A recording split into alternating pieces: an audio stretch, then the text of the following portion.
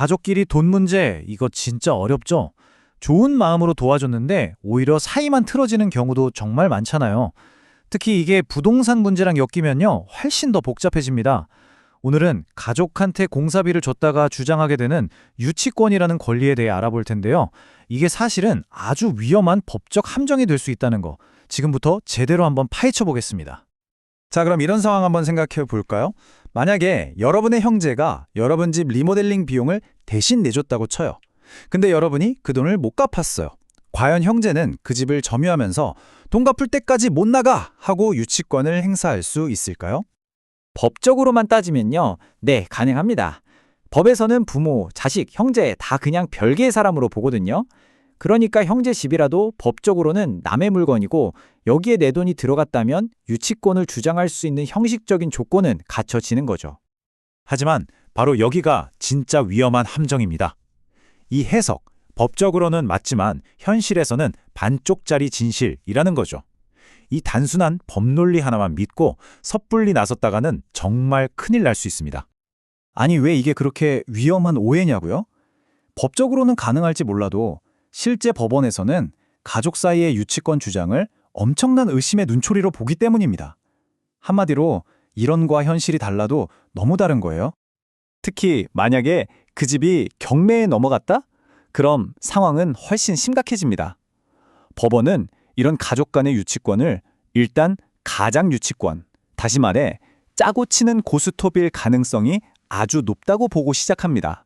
즉, 처음부터 이거 가짜 아니야? 하고 색안경을 끼고 깐깐하게 들여다본다는 뜻이죠.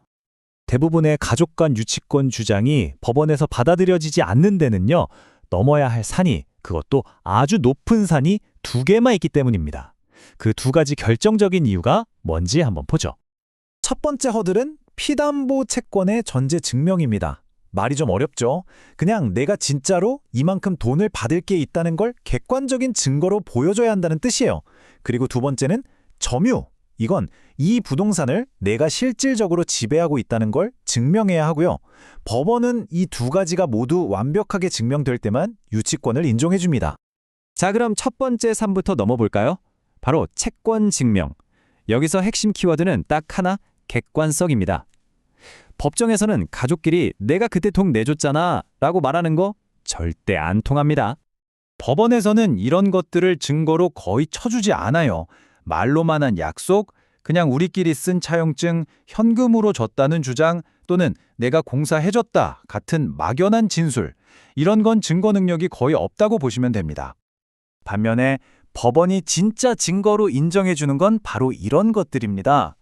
제3자인 시공사와 맺은 정식 공사계약서, 발행된 세금 계산서, 모든 과정에 기록된 은행 거래 내역처럼 누가 봐도 빼도 박도 못하는 객관적인 자료들이죠. 솔직히 가족끼리 거래하면서 이렇게까지 챙기는 경우 거의 없잖아요. 그러니까 첫 번째 허들부터 넘기가 힘든 겁니다. 이제 두 번째 허들인 점유 증명으로 넘어가 보죠. 사실상 대부분의 가족 간 유치권 주장은 바로 여기서 다 무너집니다. 이게 진짜 최종 보스급 허들이거든요. 여기서 아주 중요한 법률 용어, 점유 보조자가 나옵니다. 되게 어려운 말 같지만 쉽게 말해서 가게 주인이 아니라 가게 점원이라고 생각하시면 돼요. 점원이 가게를 사용하고는 있지만 가게 주인은 아니잖아요. 법적으로 점원은 가게에 대해 아무런 권리를 주장할 수 없어요. 자, 바로 이 슬라이드가 핵심입니다. 남편 명의의 집에 아내가 인테리어 공사비를 썼다고 유치권을 주장하는 경우를 생각해보죠. 법원은 아내를 독립적인 점유자로 볼까요? 아니요. 남편과 함께 거주하는 점유 보조자에 불과하다고 판단할 가능성이 어마어마하게 높습니다. 따라서 유치권이 성립되지 않는 거죠. 아니, 그럼 무조건 안 되는 거냐? 뭐 100%는 아닙니다. 아주 좁은 길이 있긴 해요. 근데 그 조건이 정말 상상 이상으로 까다롭습니다. 유치권이 예외적으로 인정되려면 이 모든 조건을 만족해야 합니다. 애초에 가족과 경제적으로 완전히 독립되어 있고 거의 남남처럼 정식 계약서를 쓰고 세금 계산서까지 발행해야 해요. 그리고 가장 결정적으로 원래 살던 가족을 내보내고 자물쇠를 바꿔서 나 혼자 이 집을 완벽히 지배하고 있다는 걸 증명해야 합니다. 이게 현실적으로 가족관계에서 가능할까요?